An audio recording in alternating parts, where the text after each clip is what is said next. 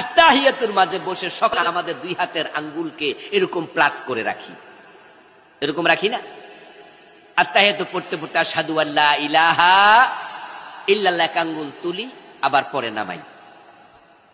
অথচ নবীজি সাল্লাল্লাহু আলাইহি সাল্লাম আত্তাহিয়াতুতে বসেই তিনি ডান হাতের বৃদ্ধাঙ্গুলিকে মধ্যমার সাথে লাগাইয়া এরকম গোল বানাতেন। সহিহ মুসলিম অনেকগুলো হাদিস আমি আনছি। সহিহ মুসলিম সহ অনেক কিতাব, আবু দাউদে আছে, সহিহ মুসলিমে আছে, তিরমিজিতে আছে, বিভিন্ন হাদিসের কিতাবে আমার রাসূল এভাবে হাত বৃদ্ধাঙ্গুলির সাথে মধ্যমা একসাথে করতেন। তারপরে বাকি যে দুই আঙ্গুল আছে ছোট ছোট, এগুলাকে ওই মধ্যমার সাথে এইভাবে গোল বানাতেন। আর এই আঙ্গুলটা তিনি তুলে রাখতেন, এক হাদিসে পাওয়া যায়। আর এক হাদিসে পাওয়া যায় তিনি মাঝে মাঝে একটু হালকা নাড়াতেন।